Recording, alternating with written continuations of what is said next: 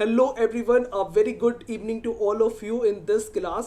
सो आज हम bank financial management का chapter first that is the exchange rate and the forex business इसको cover करने वाले हैं और ये बहुत ही इंपॉर्टेंट है। ओके, सो आज हम लोग क्लास फर्स्ट जो है इसकी कर रहे हैं that is exchange rate and the forex business. जो भी चीज़ मैं आपको बताने वाला हूँ that's all important for your exam preparation. Okay, so if I say before to moving further, I just want to say if I talk about your syllabus, that is a module A that is purely related to your international banking. Okay, तो bank financial management is a kind of the subject जो काफ़ी interesting है आपके लिए, जहाँ पे आप बहुत सारी variety of the things apart from the JIB syllabus you are going to study. Okay, so international banking में that is your first unit that is the exchange rate and the forex business. इससे questions जो है theoretical as well as the numerical पूछे जाते हैं। तो सबसे पहले हम लोग थ्योरेटिकल पार्ट इसका कवर करेंगे, right.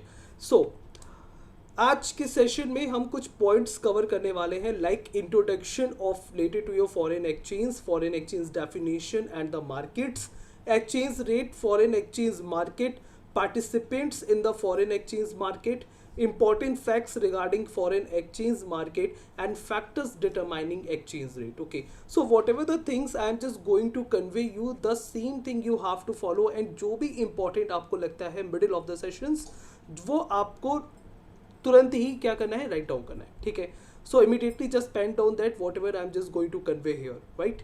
So let's start the session with the introduction or just a minute. Okay. So when I talk about the, we are actually understanding the chapter that is the exchange rate and the forex business. As you can understand, this is, this module is purely related to your international banking, right? So this is the first time, if you are first time study this subject that is the bank financial management, so this will become more interesting to you, right? So when we talk about the introduction, तो सबसे पहले हमें ये समझना होगा कि what we understand by the foreign exchange से हम क्या समझते हैं, राइट। सो जब भी हम किसी इंटरनेशनल ट्रेड की बात करते हैं, जो भी मैं आपको चीज़ें बताने वाला हूँ बहुत ही सिंपलेस्ट वे में एक एक चीज़ बताने वाला हूँ और उसके बाद आपको बुक खोलने की भी ज़रूरत नहीं है, ठीक है। सो बात बस इतनी है कि जो भी चीज़ मैं आपको बताऊं अगर आपको कुछ इंपॉर्टेंट लगता है तो इमीडिएटली आपको वो चीज़ पेन डाउन करनी है, right. So when we talk about, सबसे पहले हमें समझना होगा what we understand by the foreign exchange. तो जब भी हम किसी इंटरनेशनल ट्रेड की बात करते हैं, राइट, सो जैसे कि अगर हम इंटरनेशनल ट्रेड की बात कर रहे हैं सो ऑब्वियसली वहाँ पे एक बायर साइड होगा और एक सेलर साइड होगा। ओके, सो इंटरनेशनल ट्रेड में क्या होता है, जैसे कि हम बात करें कि कोई बायर है और कोई सेलर है। अगर हम इंटरनेशनल ट्रेड की बात करें तो यही बायर को हम नाम देते हैं किसका, that is known as the importer and the seller is known as the exporter. Okay, so जब हम इंटरनेशनल ट्रेड की बात करते हैं तो वहाँ पे इम्पोर्टर और एक्सपोर्टर का जो होता है रोल होता है, ठीक है। सो अब हमें क्या करना, हमें यहाँ पे समझना है कि क्यों फॉरेन एक्सचेंज हम पढ़ रहे हैं। सबसे पहले वो चीज़ इंपॉर्टेंट है अंडरस्टैंड करना। So suppose that this is a buyer and this is a seller. Okay, so suppose that अगर हम बात करें just let me, okay, so suppose that अगर हम बायर की बात करते हैं तो कोई बायर है जो यूएसए में लिव करते, जो यूएसए का है, ठीक है, एंड जो सेलर है वो इंडिया का है, राइट। सो बायर जो है वो यूएसए का है और जो सेलर है वो इंडिया का है। बायर का नाम हम रख देते हैं मिस्टर बी एंड सेलर का नाम रख देते हैं mister A. Okay, so suppose that Mr. B want to import goods from the India from Mr. A. Okay, suppose that ये जो बायर है या फिर जो मिस्टर बी है ये कोई सामान जो है वो ये इंडिया से इंपोर्ट करना चाहते हैं, ठीक है। और ये रहते कहाँ पे, ये रहते हैं यूएसए में। अगर यूएसए में रहते हैं तो इनकी करेंसी क्या होगी, इनकी करेंसी होगी यूएस डॉलर। ओके, और अगर हम इंडिया की बात करते हैं, just a minute, okay, so हम इंटरनेशनल ट्रेड की बात कर रहे थे। So suppose that mister A and he is a mister B, mister A belongs to India, mister B belongs to USA, and if the mister B want to import goods from the India, okay, अगर mister B जो है वो सामान जो है वो India से मंगवाना चाहते हैं, mister B wants to import goods from the India from Mr. A. So in this case, Mr. A would become what? Mr. A would definitely become the exporter, while Mr. B will become the importer in this situation. Okay. सो अब अगर हम कहें कि mister B को, क्योंकि mister B ने goods लिया है इंडिया से, तो अब मिस्टर बी को पेमेंट भी करना होगा. ओके, बिकॉज यूएसए की जो करेंसी है, यूएसए की जो होम करेंसी है दैट इज यूएस डॉलर, और इंडिया की जो होम करेंसी है that is Indian rupees. Okay, so अब यहाँ पे क्या प्रॉब्लम आती है, यहाँ पे अगर मिस्टर बी को अगर पेमेंट करना है मिस्टर ए को, तो वो किस में करेंगे, वो यूएस डॉलर में करेंगे. ओके, और अगर मिस्टर ए को पेमेंट चाहिए तो मिस्टर ए को किस करेंसी में पेमेंट चाहिए, दैट इज इंडियन रुपीज में. ओके, सो अब अगर मैं मिस्टर बी को बात करूँ, अगर मिस्टर बी को मिस्टर ए को पेमेंट करना है तो ऑब्वियसली यूएस डॉलर में करेंगे. तो इस कंडीशन में मिस्टर ए को नीड होगी किसकी, कन्वर्जन ऑफ करेंसी की. लाइक जो भी पेमेंट आया है यूएस डॉलर में उसको इंडियन रुपीज में कन्वर्ट कराने की नीड होगी मिस्टर ए को. Okay, so this is known as a foreign exchange mechanism. This is known as a foreign exchange mechanism. So basically foreign exchange is a contract to exchange funds in the one currency for funds in the another currency. अगर हम foreign exchange की बात करते हैं तो simple एक word में हम कहेंगे that is nothing but the conversion of currency. That is nothing but the conversion of the currency.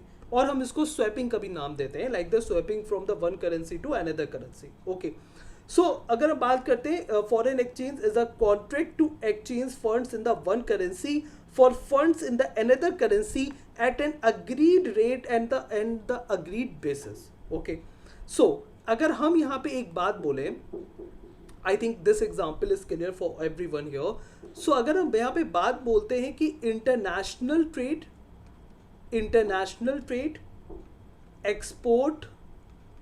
export and import of the goods, okay, export and import of the goods, travel and tourism basis. Like you can understand, like suppose that कोई person है वो USA का India में आना चाहता है तो भी उसको जो है वो कन्वर्जन ऑफ करेंसी की नीड होगी. ओके, कोई सर्विसेज का एक्सपोर्टेशन है, एक्सपोर्ट ऑफ सर्विसेज. ओके, सो इस केसेस में इन सब में करेंसी की इन ये जितनी भी चीज़ें यहाँ पे लिखी है, like international trade, export and import of goods, travel and tourism, export of the services, ये सब करेंसी के एक्सचेंज को इम्पॉर्टेंट बनाती है. ये सब करेंसी के एक्सचेंज को इंपॉर्टेंट बनाती है और यही इसका इंट्रोडक्शन है. ओके, सो अगर हम बात करते हैं what we understand by the foreign exchange, so I think this is clear to everyone that basically use in the international trade. Suppose that India का ट्रेड किसी यूएसए पर्सन के साथ है, ठीक है, तो वहां पे आप समझ सकते हैं कि फॉरेन एक्सचेंज की क्या नीड है. ओके, आगे हम इसके यूजेस और इसके कौन से फैक्टर्स है जो इसको अफेक्ट करते हैं वो सब हम यहाँ पे कवर करने वाले हैं. Okay, now understand the foreign exchange definition. You know, one thing is very important in my session that मैं जो भी चीज़ें आपको पढ़ा रहा हूँ that all is sequence wise, एक एक चीज़ मैं sequentially cover कर रहा हूँ. ठीक है, so अगर हम बात करते हैं what is the definition of the foreign exchange, so you can understand foreign exchange is the swapping of the one currency for another. Whenever we talking about the term that is a swapping, you can understand it is nothing but the conversion of currency. और you can also understand in the Hindi that is अदला बदली करना. So foreign exchange is the swapping of the one currency for another and it is needed to the settle transactions between people और entities located in the country. Suppose that हम बात कर रहे थे जैसे यूएसए और इंडिया के बीच की, ठीक है, तो वहाँ पे अब कैसे मतलब सेटल करना, जो भी ट्रांजेक्शन्स हो रहे हैं उनको सेटल करना between different countries. Okay, so this exchange is needed to complete international transactions. like example आप understand कर सकते हैं कि कोई business है, business in India pays a supplier in the USA which requires the business to convert Indian rupees into US dollar. Okay, suppose that कि कोई India में बिजनेस है, उसको यूएसए के सप्लायर को पेमेंट देना है, ठीक है, सो डेफिनेटली ये जो है वो इंडियन रुपीज़ में जो है वो पेमेंट करेगा, लेकिन इसको पेमेंट चाहिए यूएस डॉलर में, तो इस केस में इस फॉरेन एक्सचेंज की नीड होती है. Okay, so a person, second example, a person travels to India from USA, कोई पर्सन है जो यूएसए से इंडिया आना चाहता है, ठीक है, तो उसको इंडियन बॉर्डर पे क्या, उसको अपनी जो उसके पास जितने भी डॉलर्स हैं उसको उसको इंडियन रुपीज में कन्वर्ट कराना पड़ेगा, ओके। सो ये सब जो नीडेड है यही फॉरेन एक्सचेंज की डेफिनेशन एंड द मार्केट्स है, okay. Now the another thing that what we understand by the exchange rate क्या होता है? So exchange rate you can understand, suppose that मैं बात कर रहा हूँ जैसे कि अगर इस समय करेंटली बोले कि $1 कितना चल रहा है, तो अप्रॉक्सीमेटली अगर हम कहें तो वो 79 इंडियन रुपीज़ के अबाउट चल रहा है, ठीक है। $1 that is approximately equal to 79 rupees, and this is known as a dynamic rate, because dynamics हम क्या अंडरस्टैंड करते हैं कि ये हर सेकेंड चेंज हो रहा है, that actually depends on the multiple factors that running behind this, and इसके बेस पे हर सेकंड जो है ये जो रिलेशन है यूएस डॉलर और इंडियन रुपीस का ये चेंज हो रहा है, ऐसी मल्टीपल करेंसीज के बीच में चेंज हो रहा है, okay.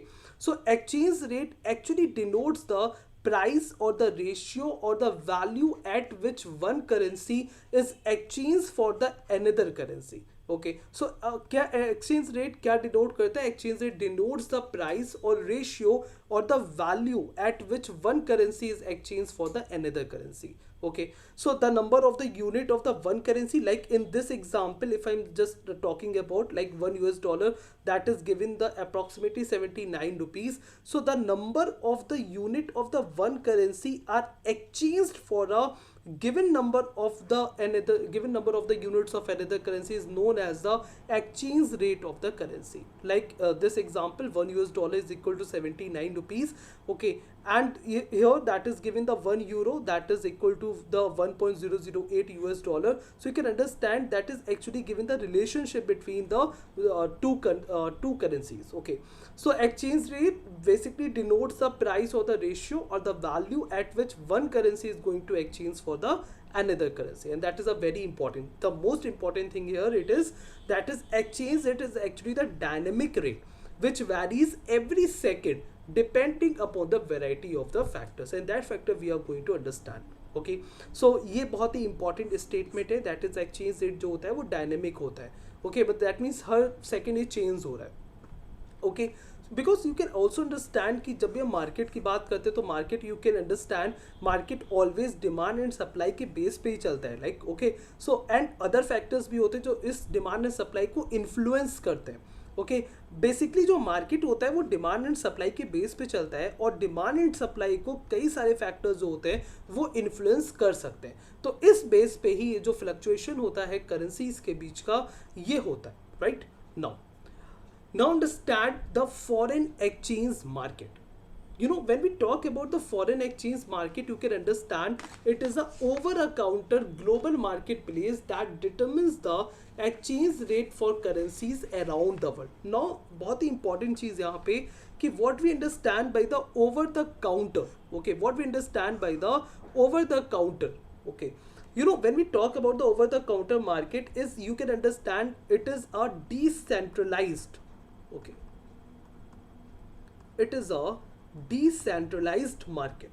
Now what we understand by the decentralized, you know, when we talk about the decentralized market, it actually contains the digital technology, it actually contains the digital technology which allows buyers, just a minute, which allows buyers and sellers of the securities to deal directly with each other instead of meeting in a traditional exchange. You know, पहले क्या होता था, पहले exchange में जाके दोनों buyers और sellers जो होते थे वो मीट होते थे, नाउ ये डायरेक्टली मीट हो सकते हैं, okay, because with the help of the digital technology.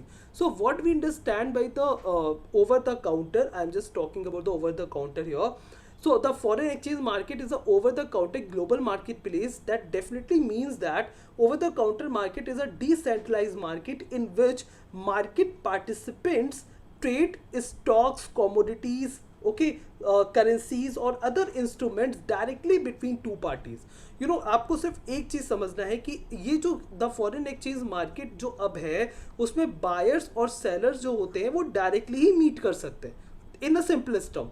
Okay, so buyer and sellers directly meet. Okay, with there is no need for the central exchange or the broker for meeting the buyer and sellers. Okay, for you can understand here, so they directly meet, like the buyers and sellers directly meet to each other. Okay, so OTC market, you can understand, it is a decentralized market in which market participants trade stocks, commodities, currencies, or other instruments directly between the two parties. And two parties, right? Buyers and sellers. You can also understand as an importer and the exporter. Okay, so without a central exchange or the broker. So the foreign exchange market is over the counter global marketplace that determines the exchange rate for currencies around the world. And this foreign exchange market is also known as a, इसके इसको हम और नाम से जानते हैं, जैसे कि फॉरेक्स नाम से भी कह सकते हैं, इसको एफएक्स भी बोलते हैं, और even the currency market is also known as. Okay, so foreign exchange market is known as a forex, FX, और even the currency market. So the participants engaged in this market are able to buy, sell, exchange and speculate on the currencies, right?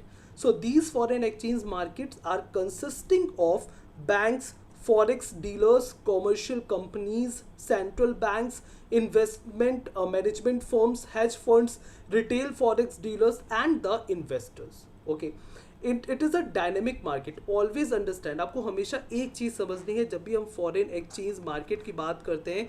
So that is a dynamic in nature. Okay, that means what we understand by the dynamic, that means हर minute ये हर second change हो रहा है, हर minute change हो रहा है, हर घंटे चेंज हो रहा है, हर दिन चेंज हो रहा है. Okay, so it is a dynamic markets and work round the clock. Okay, in different time zones in which various countries are located, right? So that is known as a foreign exchange market. It is basically known as, what we understand by the foreign exchange market in a one line, if I say, that is a over the counter global marketplace. Or now you know that the what we mean, that what we mean by the over the counter, right? Now understand the participants in the foreign exchange market. You know, जो भी मैं चीज़ें आपको बता रहा हूँ, that all in a very sequential manner. Okay, मतलब एक एक चीज़ मैं यहाँ पे कवर कर रहा हूँ. Okay, so when we talk about that participants in the foreign exchange market, so you can understand the very first, that is a central bank. Central bank, what is the purpose of the central bank? You can understand that actually keep control over this foreign exchange market. Okay, so when we talk about the central bank, that actually control over the like money supply in the market and the many things here, many things over the foreign exchange market. So the very first participant, that is a central bank. So the central bank actually take care of the exchange rate of the currency of their respective country to ensure that fluctuations happen within the desired limit. You know, जब हम market की बात करते हैं तो definitely वहाँ fluctuations तो होंगे ही, वहाँ पे डेफिनेटली फ्लक्चुएशंस तो होंगे, क्योंकि डायनेमिक इन नेचर है, हर सेकंड चेंज हो रहा है, हर सेकंड डिमांड एंड सप्लाई जो है वो इफेक्ट हो रही है अदर फैक्टर्स की वजह से. सो फ्लक्चुएशंस तो होना है, लेकिन कितना फ्लक्चुएशन होना है, कितना कितना फ्लक्चुएशन हो सकता है, इस पे कंट्रोल किसका होता है? That is a central bank. Okay, so the central bank that take cares of the exchange rate of the currency of their respective country to ensure that the fluctuation happen within the desired limit. You know, exam में question किस point पे आ सकता है, exam में इस central bank का role पूछा जा सकता है कि what is the role of the central bank. Okay, so you can understand now. Second, that is a commercial bank. When we talk about the commercial bank, you can understand it is just like the channel. Like you can understand, commercial banks are the channel of the forex transactions which facilitate international trade and exchange to its customers. Okay, suppose that ये कोई bank का customer है जो है India में रहता है. Okay, and इसका जो फ्रेंड है वो यूरोप में रहता है. ठीक है, सो ये जो इंडिया में रहता है, इसका दोस्त रहता है यूरोप में. अब यूरोप में जो दोस्त रहता है उसको नीड है कुछ पैसे की, तो वो इंडिया में अपने दोस्त को फ़ोन करता है कि मुझे कुछ पैसे की नीड है. ओके, अब अगर इसको कुछ पैसा रिमिट करना है, सपोज दैट इसको 4 लाख रिमिट करना है, राइट? अगर इसको 4 लाख इंडिया से यूरोप में रिमिट करने हैं, तो ये किसकी हेल्प के थ्रू होगा? Definitely that is with the help of the commercial banks. So commercial bank, you can understand, are the channel of the forex transaction. So commercial bank का क्या रोल रहेगा? commercial bank क्या करेगा? सबसे पहले क्या करेगा commercial bank? That is that actually just remit the Indian currency into the Europe, and that you can understand the first that is selling the dollar, and after that conversion dollar to euro. Okay, then the bank actually just sent the money into the euro. Okay, so that is the commercial banks are the channel of the forex transaction which facilitates international trade and exchange to its customers. Commercial banks also provide foreign investment. Okay, ये foreign investment भी provide करती हैं, right? Third that is a corporation. बड़ी बड़ी corporations होती हैं, क्या करती हैं ये, moving fund between the different countries and currencies for the investment purposes. Okay, और trade on their book. So ये कॉपरेशंस भी जो होते हैं ये भी पार्टिसिपेंट होते हैं फॉरेन एक्सचेंज मार्केट के. Next that is the traders and the speculators. जब हम बात करते हैं ट्रेडर्स एंड स्पेकुलेटर्स की, so the traders and the speculators are the opportunity seekers who look forward to making a profit. क्या करते हैं, एक करेंसी खरीदते हैं, दूसरी करेंसी बेचते हैं. ठीक है, सो यहाँ पे क्या होता है कि अगर मान लो कि कोई करेंसी चीपर हो गई, कोई करेंसी चीपर हो गई, तो ये इमीडिएटली क्या करेंगे, अगर कोई करेंसी चीपर हो रही है तो उसको ये क्या करेंगे, तो ये चीज़ें जो होती है ना, जो भी हम करेंसी की बात करें, तो the trader and the speculators are the opportunity seekers who look forward to making a profit through trading on the short term market trades. That is known as the traders and the speculators. Okay, इनका काम basically क्या होता है, एक currency खरीदना फिर उनको बेचना. ठीक है. Brokers, that is brokers are known as, brokers are obviously known as the intermediary between the dealers and the investors by providing the best quotations. Okay, so brokers are considered to be the financial experts who act as a sure intermediary between the dealers and the investors by providing the best quotation. So broker actually middleman का काम करते हैं. Okay, like जैसे कि अभी हम समझ रहे थे कि ये जो फॉरेन एक्सचेंज मार्केट है ये एक OTC मार्केट है. Okay, over the counter market है, तो जहाँ पे ना हमें एक्सचेंज की ज़रूरत, ना हमें ब्रोकर की ज़रूरत, राइट. सो किसी मिडिल मैन की नीड नहीं है. लेकिन अगर हम बात करें ब्रोकर, आखिर का ब्रोकर तो है ही है ना. So broker are considered to be the financial experts who act as a sure intermediary between the dealers and the investor by providing the best quotations. Next is the individual. अगर किसी individual को कोई पैसा remit करना है, जैसे यहाँ पे एक इंडिया में कोई पर्सन था, उसको यूरोप में रिमिट करना था, अगर इंडिया से किसी को USA में जाना है, तो उस केस में क्या, उसको डॉलर की नीड होगी. Okay, so that is known as a individual, like ordinary और the high net worth individual using market for the investment, trade, personal as well as a travel and the tourism needs. Okay, so ये जो हैं ये सारे participants हैं. Like when we talk about the central bank, commercial bank, corporations, trader and speculators, brokers, individuals, that they all are known as a participants in the foreign exchange market. That is important to understand. Now understand the important facts that regarding foreign exchange market. जब हम बात करते हैं foreign exchange market, you can understand ये जो forex market होता है that is highly dynamic. When we talk about the foreign exchange, you can understand that is a highly dynamic. Like in your Macmillan book, that the example is given, like on an average, the exchange rate of the major currencies like GBP versus US dollar. Okay, what we understand by the GBP, it is just an abbreviation for the British pound sterling. Okay, it is actually the official currency of the UK, like United Kingdom.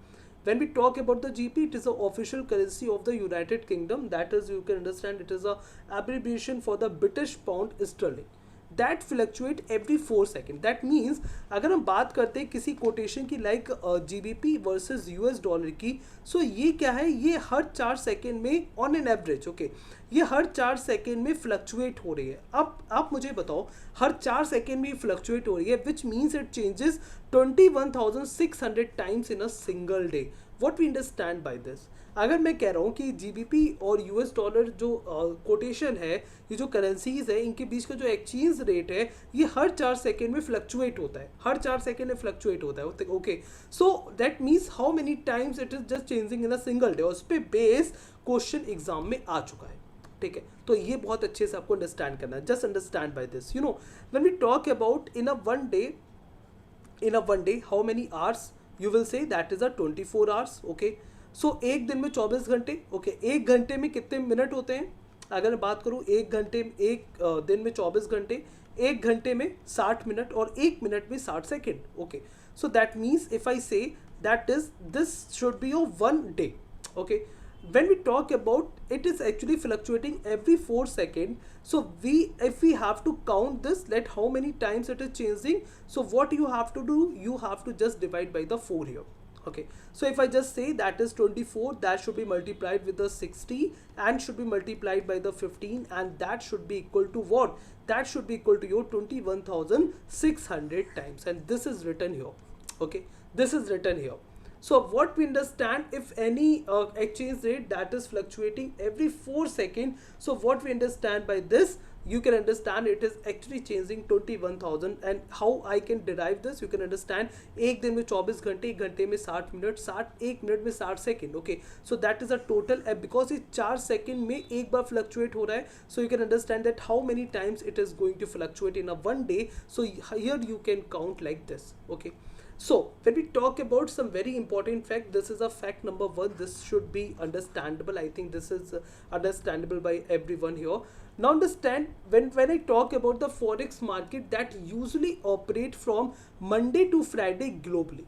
Okay, so forex market जो होती है वो Monday to Friday globally जो होती है operate होती है, except for the Middle East और the other Islamic countries which function on the Saturday and Sunday with some restrictions. Okay, with some restriction, you can understand, like to cater to the local needs, but are closed on the Friday, and that is also important to understand. So you can understand forex market operating period, that is a Monday to Friday, but except for the Middle East or the Islamic countries that actually functions on the Saturday and Sunday with restrictions. This is important to understand, with restriction to cater to the local needs, but are closed on the Friday as well. Okay, no. When we talk about the foreign exchange market, that is actually the 24 hours market. Okay, that is actually the 24 hours market, OTC market, like the over the counter. What I told you about the over the counter, that means this is a decentralized market in which market participants trade stocks, commodities, currencies or other instruments directly between two parties and without a central exchange or the broker. Third, that is a global market with no barriers. That is, or you can understand, a market that supports large capital and the trade flow. Okay, highly liquid market, high fluctuations in the currency rates, that all are the features of the foreign exchange market, and that you have to understand. This is highly, you can understand, when we talk about the foreign exchange, a very important thing that you have to understand, actually this is a highly dynamic. That means this is highly fluctuations in the currency rate. This should be understandable. Now understand the factors determining the exchange rate. When we talk about, there are some factors that actually determine the exchange rate. Just first understand, that is inflation. When we talk about the inflation, you can understand that is something you can relate it to the महंगाई. Okay, so the rate at which the general, what हम महंगाई से हम क्या समझते हैं, that means जब भी कोई भी गुड्स है, ओके, जब भी कोई गुड्स है, कोई सर्विसेज है, अगर उसके प्राइस जो होते हैं वो बढ़ने शुरू हो जाते हैं. ओके, अगर किसी भी गुड्स और सर्विसेज के, सपोज दैट हम इंडिया की बात कर रहे हैं, अगर हम इंडिया की बात करें, इंडिया में अगर गुड्स और सर्विसेज के प्राइस जो हैं वो बढ़ना शुरू हो जाते हैं, बहुत बढ़ने लगते हैं. Okay, so the rate at which the general level of the prices for the goods और services that is rising is known as the inflation rate. उसी को हम इन्फ्लेशन रेट कहते हैं. ओके, महंगाई दर. हम इन्फ्लेशन रेट से क्या समझते हैं, दैट इज जब भी गुड्स और सर्विसेज के प्राइस जिस रेट से बढ़ना शुरू हो जाते हैं, इंक्रीज करते हैं, बढ़ते हैं, उसको हम इन्फ्लेशन रेट बोलते हैं. अब एग्जाम्पल समझते हैं. ठीक है, सपोज दैट मैं अगर ये बोलूं कि इंडिया में अगर इन्फ्लेशन जो है वो कम है, अगर इंडिया में महंगाई क्या है, कम है, अगर महंगाई कम है, सपोज दैट अगर मैं बोलूं कि कोई चीज़ अगर 50 रुपए की होनी चाहिए, बट इंडिया में क्योंकि महंगाई कम है वो 40 की ही है, ठीक है, वो 40 की ही है, तो यू कैन अंडरस्टैंड कि बाय दिस, बिकॉज महंगाई कम है इंडिया में, तो परचेजिंग पावर क्या होगी, अगर मैं बात करूं, अगर किसी पर्सन की इनकम, मतलब अगर मैं बात करता हूं कि यहाँ पे अगर हम बात करें कि अगर इन्फ्लेशन कम है, महंगाई कम है, कोई चीज़ 50 की थी 40 की मिलेगी, that means purchasing power of the Indian rupees. Okay, महंगाई कम है, मैं यहाँ पे एक इंडिविजुअल प्रोडक्ट की बात कर रहा हूँ, अगर मैं महंगाई की बात कर रहा हूँ, तो you can understand that means purchasing power of the Indian rupees that is actually increases relative to the other currencies. And ये किसको अट्रैक्ट करेगा, ये फॉरेनर्स को भी अट्रैक्ट करेगा इंडिया से सामान लेने में, इंडिया से गुड्स और प्रोडक्ट लेने में, अगर वहाँ का सामान सस्ता है तो। ठीक है, so inflation, what we understand by the inflation, that is a महंगाई। ओके, अगर महंगाई कम है, यू कैन जस्ट अंडरस्टैंड, अगर महंगाई कम है तो परचेजिंग पावर क्या होगी, वो बढ़ जाएगी। सो परचेजिंग पावर अगर बढ़ जाएगी, यू कैन अंडरस्टैंड, अगर परचेजिंग पावर बढ़ जाएगी, that means India export become more competitive, and that you can understand. इससे क्या होगा, इससे इंडिया का जो एक्सपोर्ट है वो भी कॉम्पिटिटिव हो जाएगा, and the demand to purchase Indian rupees for Indian goods will also increase. और जो डिमांड है इंडियन रुपीज की, इंडियन करेंसी की, वो भी क्या हो जाएगी, बढ़ जाएगी। ओके, सो महंगाई, you can understand, inflation is the one of the factor for determining exchange rate, right. So countries therefor with a lower inflation rate, जिन कंट्रीज में इन्फ्लेशन रेट जो होता है वो कम होता है, will tend to see an appreciation in the value of their home currency. ठीक है, सो ये इन्फ्लेशन जो है वो फर्स्ट पॉइंट है। जस्ट अंडरस्टैंड बाय दिस, अगर महंगाई कम है दैट मीन्स लोगों की परचेजिंग पावर बढ़ गई, जहाँ कोई सामान 50 का खरीदा था वो 40 में उस चीज़ को खरीद सकता है, दैट मीन्स वो और खरीद सकता है। ठीक है, मतलब अगर 40 में वो खरीदा है तो वो उस चीज़ को और खरीद सकता है, right. So that is known as a inflation. Second, that is a interest rate. When we talk about the interest rate, you can understand high domestic interest rate. Suppose that अगर इंडिया में जो interest rate है, अगर India में saving पे, suppose that अगर India में saving पे इंटरेस्ट रेट हायर ऑफर हो रहा है, ओके, सो डेफिनेटली अगर कोई फॉरेन का है तो वो भी इंडिया में इन्वेस्ट करना पसंद करेगा। Okay, so high domestic interest rate tend to attract overseas capital, okay, and thus the currency appreciate in the short run. Now understand why it is written in the short run. You know, suppose that अगर आज जो है वो हम interest rate ज़्यादा provide करें, suppose अगर interest rate जो है वो 10% प्रोवाइड करना शुरू कर दें, ठीक है, अगर सेविंग पे इंटरेस्ट रेट 10% प्रोवाइड करना शुरू कर दे, तो क्या होगा, हमारे पास फंड बहुत आना शुरू हो जाएगा। यहाँ पे क्या होगा, फंड आना बहुत ज़्यादा शुरू हो जाएगा।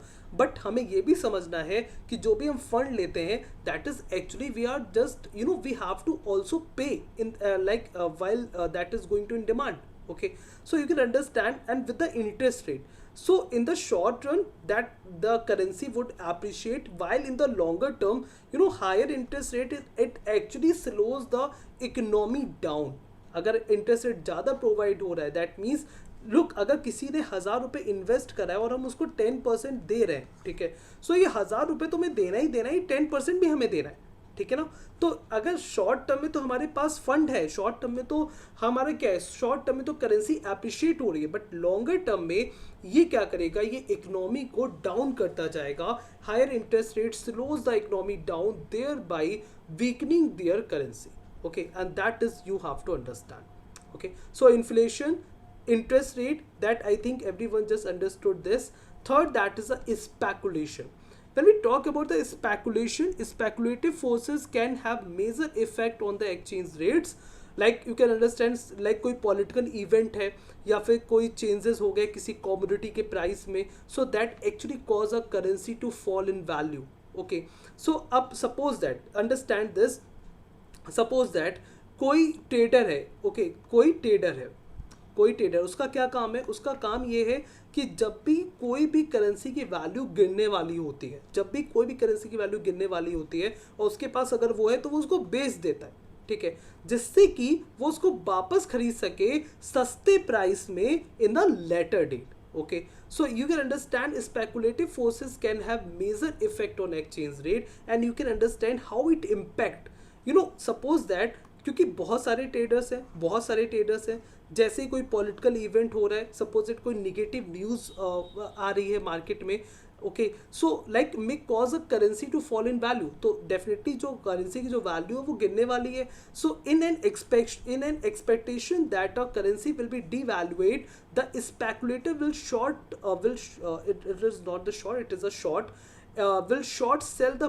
base currency, okay, for buying it back cheaper at a later date. Okay बाद में इसको सस्ते प्राइस पे खरीद लेते हैं, और पहले जैसे ही वो मार्केट में कोई फॉल्स कोई ख़राब न्यूज़ आने वाली होती है, जिससे कि जो वैल्यू होती है करेंसी की वो गिरने वाली होती है, तो वहाँ पे उसको वो बेच देते हैं, ठीक है. Next is a balance of payment. You know, when we talk about what we understand by the balance of payment, you can understand if the value of the importer is a greater than the value of the export. Suppose that importer जो है वो, अगर हम कह रहे हैं कि जो इम्पोर्टर की value of the importer is greater than the value of the export, that means अगर हम बात करें सपोज दैट इंडिया में क्या है, इम्पोर्ट ज़्यादा हो रहा है, सपोज दैट इंडिया में इम्पोर्ट ज़्यादा हो रहा है बजाय कि एक्सपोर्ट के, ठीक है. Instead of the exporting, India में अगर इम्पोर्ट ज़्यादा होने लगे, this means there would be the deficit in the current account. Okay, and this I think everyone just understood this. That means import मतलब हमें पेमेंट ज़्यादा देना है, और एक्सपोर्ट मतलब हमें मिलना कम है. अगर हम पेमेंट ज़्यादा कर रहे हैं while instead of the receipt, okay, so अगर पेमेंट ज़्यादा हो रहा है रिसीविंग से, that means you can understand this is known as a deficit in the current account, and this deficit is a result of more spending on the foreign goods and services by a given country than its earnings. Okay, so this should be understandable. So a lack of the capital inflow. Look, what we understand by the capital inflow, you know, when we talk about the cash flow, so that means inflow, you can understand whatever we are going to receive. Inflow, what we understand, whatever we are going to receive. Okay, so that is known as an inflow. And outflow, that means that is going out from the India. Whatever is like suppose that we are talking about the example of the Indian country. So suppose that this is India. So जो भी India में आने वाला है that is known as a inflow, और जो भी India से पेमेंट जाने वाला है that is known as a outflow. So a lack of the capital inflow to finance a current account deficit will lead to a depreciation in the currency, and that you have to understand. So this is known as a balance of the payment. Okay, so what we understand here, we understand some factors like the inflation, interest rate. We understood here inflation, interest rate, speculation, balance of the payments. Now understand some other factors, that is a fiscal policy. You know, when we talk about the fiscal policy, like an expansionary policy like the lower taxes, suppose that lower taxes that actually lead to a higher economic growth. Okay, next is the monetary policy, but you can understand this is actually the function of the central bank. So by the monetary policy, the way a central bank attempt to influence and the control interest and the money supply, because monetary policy से government क्या करती है, monetary policy से central bank क्या करती है, actually control करती है मनी सप्लाई पे. Okay, so the way a central bank attempts to influence and control interest and the money supply can impact the value of the currency of their country. Okay, right? So monetary policy, fiscal policy, as well as the government control, and that you can understand as a technical reason. Okay, whatever we have understood here, that is a fiscal policy, monetary policy, except for the speculation. Okay, speculation is the other factor, like the balance of the payment, fiscal policy, monetary policy, inflation, interest rate, that all known as a fundamental reason or fundamental factors that actually determining the exchange rate. Okay, और जो भी ये है speculation, ये अलग factor है. अगर हम बात करते हैं government control, that is a technical factor. Okay, technical factor that is अलग है. Okay, so technical reason that is government control. So government control can lead to an unrealistic value of a currency that results in the violent movement in the exchange rates. Okay, like you can understand like freedom और restriction on the capital movement. अगर मान लो कि government ने freedom दे दी कि आप capital movement आराम से कर सकते हैं. Okay, so that actually affect the exchange rate. अगर रेस्ट्रिक्ट कर दिया वो भी अफेक्ट करेगा एक्सचेंज रेट को, और बहुत हायर एक्सटेंट में करेगा. Okay, so that is known as a technical factor. मैं एक बार फिर से रिपीट कर दे रहा हूँ, जो फैक्टर्स डिटरमाइन करते हैं एक्सचेंज रेट को, that you can understand fundamental factors, technical factors, as well as your speculation reason. Okay, so जब हम फंडामेंटल फैक्टर्स की बात करते हैं, दैट इज वो inflation, interest rate, balance of payment. Okay, I hope this balance of payment is understandable for everyone, because that is a very important for your exam syllabus. Okay, so balance of payment, I think everyone just understood this. So fundamentally balance of payment, inflation, interest rate, physical policy, monetary policy, ये सब आते हैं. While हम बात करते हैं अगर government control, you can understand अगर गवर्नमेंट ने फ्रीडम दे दी कैपिटल मूवमेंट को, government control, you can also you can always understand with only one term your, that is a capital movement. Okay, तो जब भी हम कैपिटल मूवमेंट की बात करेंगे, अगर उस पर फ्रीडम मिल जाती है, अगर उस पर रेस्ट्रिक्शन हो जाता है, तो ये बहुत ही हायर एक्सटेंट में जो है वो इफेक्ट करेंगे आपके फॉरेन एक्सचेंज रेट को. ओके, और यही दिया हुआ है. ठीक है, so I think this is understandable for everyone here, that is how the factors that is going to determine the exchange rate. I hope this is clear for everyone, right? So that is your class 1. I think this is understandable for everyone here. Okay, so what we understood in this class 1, I hope this is clear for everyone. If you just understood this session perfectly, so like करना ना भूले. Okay, and channel को subscribe करें जिससे कि आपको next video का जो है वो नोटिफिकेशन आए. ठीक है, सो इस सेशन में हमने क्या पढ़ा? इस सेशन में पढ़ा है कि फॉरेन एक्सचेंज क्या होता है, उसकी डेफिनेशन क्या है, एक्सचेंज रेट से हम क्या अंडरस्टैंड करते हैं, what we understand by the foreign exchange market, participants कौन कौन से होते हैं, like the central bank, commercial bank, corporations, traders and the speculators, brokers, individuals, that all those all known as the participants in the foreign exchange market. Important facts that we understood in the foreign exchange market, in that factors that actually determine the exchange rate. Okay, so इसकी next class में हम understand करेंगे और चीज़ें. Okay, as well as the numericals जो exam में पूछे जाते हैं. I hope this session would be perfectly understandable for everyone. Okay, so I will meet you in the next session of this BFM, in the class 2, while we are also completing your ABM unit 1. Okay, so thank you everyone for joining me in this class. I hope you like this session.